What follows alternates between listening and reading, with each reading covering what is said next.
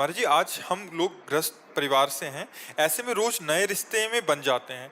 ऐसे में कोई छोड़ जाता है, कोई धोखा देता है, तो खुद कैसे समझाएं और मन को कैसे सींचे और भजन में कैसे लगाएं? बिना भजन के शुद्ध ज्ञान ने, बिना शुद्ध ज्ञान के बाजार से निकल पाना खुली बाजार काम क्रोध लोभ मोह मद मत्सर इन्हीं में फंसाती रहती है। और ये लोक का अगर परिचय जान जाओ तो तुम्हें दुख नहीं होगा, और लोक का महत्व जान जाओ तो सुख नहीं होगा। इस लोक का नाम क्या है? यहाँ सब मरेंगे, पक्की बात है ना। तो फिर मरने वाले से फिर रोना क्या, क्योंकि मरना तो है ही नहीं। आज नहीं तो या कल, चाहे हम हो चाहे तुम हो, कोई हो मरेगा, पक्की बात है, पक्की बात है ना।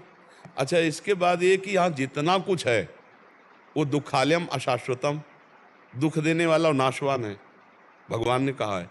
तो अब यहाँ जो कुछ भी है, अगर भोगने की सुख की भावना से भोगोगे तो परिणाम में तुम्हें दुख मिलेगा, क्योंकि नाशवान है, क्योंकि उसमें सुख है नहीं, केवल मायाकृत है। तो नाम जप करते हुए भगवान की आराधना से जो ज्ञान प्राप्त होता है, उसी से हम बच पाते हैं मिलने वाले हर्ष सुख से और बिछुड़ने वाले वियोग दुख से, शोक से। अगर ज्ञान नहीं है तो फिर बचना असंभव है। वो तो इतनी प्रियता हो जाती है कि लगता है मेरा ही है। जैसे अपना शरीर प्रिय लगता है, ऐसे अपना पुत्र, अपना भाई, अपना पत्नी, अपना परिवार। अब उसके बिछुड़ने पर प्राणान, जैसे प्राण निकले ऐसे दुख होता है। बिछुड़त एक प्राण हरि लेहि, ऐसा कष्ट होता है, क्योंकि मोह से बंधा हुआ, अज्ञान से बंधा हुआ है। और जब हमको पता है कि मेरे शरीर सहित सब शरीरों का नाश होना है, छूटना है, वास्तविक ज्ञान जिसको हो गया है उसको क्षोभ नहीं होता। न मिलने में हर्ष होता है, न बिछुड़ने में शोक होता है। मिल गए भगवान, चले गए भगवान की लीला, अच्छा हुआ। जो भगवान कर रहे हैं अच्छा कर रहे हैं, उसको हर्ष शोक, मिलन बिछुड़न, अनुकूलता प्रतिकूलता, लाभ हानि, जय पराजय, सुख दुख, इन द्वंद्वों से कोई मतलब नहीं रहता। किसको? जो भगवान का भजन करते हुए ज्ञान को प्राप्त हो गया। अभी अज्ञान की मोह की दशा है, इसलिए अब ये तो हर्ष शोक, लाभ हानि, दुख दुख, ये द्वंद्व तो बने ही रहेंगे। इसलिए खूब भजन करो, सत्संग सुनो, और दिमाग में बैठा ले रहो मृत्यु लोक है, सब मरेगा, यहाँ सब छूटेगा, क्रम बाई क्रम छूट रहा है। बाबा गए, दादा गए, पापा गए, मौसिया गए, चाचा गए, नए आए, उनमें फंसते जाओ, पुराने गए उनके लिए रोते जाओ, ये खेल चल रहा है यार।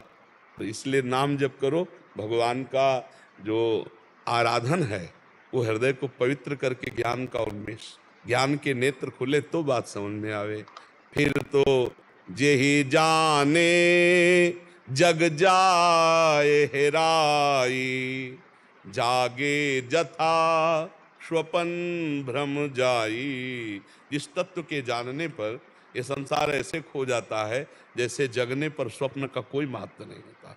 ऐसे ही उमा कहूँ मैं अनुभव अपना, सतहरि भजन जगत सब सपना। ये स्वप्न चल रहा है, न कोई किसी का मित्र, न कोई किसी का शत्रु, न स्त्री न पुरुष, एक सच्चिदानंद परमात्मा, उसी का खेल हो रहा है।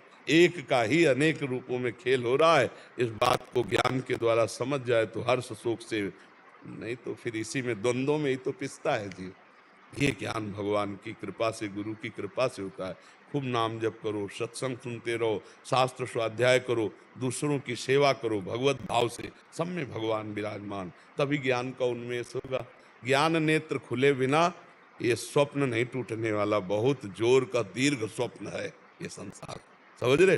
हाँ, जैसे स्वप्न, जो सपने सिर काटे कोई, बिन जागे दुख दूर न होई, ऐसे ही ये जो बिछुड़ना मिलना हर्ष शोक है, ये अनुकूलता प्रतिकूलता, जब तक ज्ञान में नहीं जगोगे तब तक ये हमें बोध होता रहेगा।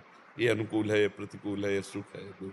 जहाँ समतुल तो अनुकूल प्रतिकूल गया, वही द्वंद्व विमुक्ता सुख दुख संगई, गच्छन्त मूढ़ा पदमभ्यम तद, वो अव्यय पद का अधिकारी हो गया। अभी तो बहुत ककहरा शुरू है परमार्थ का। तो खूब नाम जप करो, दूसरों की सेवा करो, और भगवान से प्रार्थना करो कि मुझे वो ज्ञान प्रदान करो जिससे मैं हर्ष शोक से मुक्त हो जाऊं।